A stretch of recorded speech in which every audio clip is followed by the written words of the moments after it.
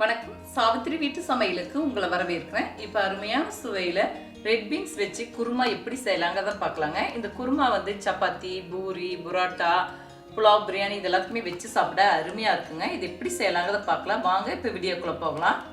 இப்போ red beans 200 gram பக்கம் எடுத்துங்க. 8 மணி நேரத்துலேருந்து 10 மணி நேரம் பக்கம் நான் ஊற வச்சுங்க. குக்கரில் 4 to 5 விசில் வச்சு வேக வச்சு எடுத்து வச்சுருக்கேங்க. இப்போ குருமாக்கு தேவையான தேங்காய் விழுது அரைச்சிக்கலாங்க. சின்னதாக அரை மூடி தேங்காய் பொடி பொடியாக நறுக்கி வச்சுருக்கேங்க. இது மிக்சி ஜாரில் சேர்த்திக்கலாம். இது கூடவே 1 டீஸ்பூன் சோம்பு. முதல்ல இந்த தேங்காய் விழுதை சேர்த்து அரைச்சிட்டு அதுக்கப்புறம் ரெட் பீன்ஸ் வந்து வேக வச்சது ஒரு 1/4 கப் அளவுக்கு எடுத்துருக்கேங்க. இது அரைச்சிட்டு அதுக்கப்புறம் இதை சேர்த்து நல்லா நைஸாக அரைச்சி எடுத்துக்கலாங்க. குருமாவுடைய திக்னஸ் தாங்க இந்த வேக வச்ச ரெட் பீன்ஸ் எடுத்திருக்கேன். பாருங்க, இந்த பக்குவத்துக்கு கொஞ்சமாக தண்ணி சேர்த்து நல்லா நைஸாக அரைச்சி எடுத்துருக்கேங்க. இப்போ குருமாவுக்கு தாளிச்சு விட்டுக்கலாம். குருமாக்கு தாளிச்சு தருக்குங்க. 2 டேபிள் ஸ்பூன் ஆயில் விட்டுக்கலாம். ஆயில் சூடாகட்டும். 3 கிராம்பு, சிறுதுண்டு பட்டை, 1 ஏலக்காய், சின்னதாக ஒரு பிரியாணி இலை, சின்னதாக கல்பாசி கொஞ்சமாக எடுத்துருக்கேங்க. குருமாக்கு நல்லா இருக்கும். இதை போட்டு தாளிச்சுக்கலாம். நல்லா பொரிஞ்சு வரட்டும். இப்போ ஒரு பெரிய வெங்காயம் நீல வாக்கில் நறுக்கி வச்சிருக்கேங்க. இதை நல்லா வதக்கி விட்டுக்கலாம். இப்போ வெங்காயம் வதங்கிறது கூடவே சிறிதளவு கருவேப்பிலை சேர்த்துக்கலாங்க. இது கூடவே ஒரு பச்சை மிளகாய் நீல வாக்கில் கீறி வச்சிருக்கேன். இதையும் சேர்த்து நல்லா வதக்கி விட்டுக்கலாங்க.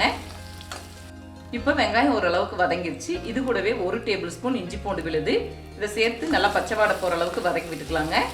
இப்போ இஞ்சி பூண்டு விழுது நல்லா பச்சை வாடை போகிற அளவுக்கு வதங்கிருச்சுங்க. இது கூட ஒரு நாட்டு தக்காளி கொஞ்சம் பெரிய சைஸில் எடுத்திருக்கேன். தக்காளி நல்லா வதங்கி வரதுக்கு கொஞ்சமாக உப்பு சேர்த்திக்கலாம். இப்போ தக்காளி நல்லா வதங்கி வந்துருச்சுங்க. இது கூட 1/4 டீஸ்பூன் மஞ்சள் பொடி, 1 டீஸ்பூன் மிளகாய்த்தூள். மிளகாய்த்தூள் பச்சை மிளகாய் அவங்கவுங்க காரத்துக்கு தகுந்தளவு சேர்த்துக்கலாங்க. 1 டீஸ்பூன் மல்லித்தூள், 1 டீஸ்பூன் கரம் மசாலா தூள். இப்போ இதெல்லாம் நல்லா வதக்கி விட்டுக்கலாங்க.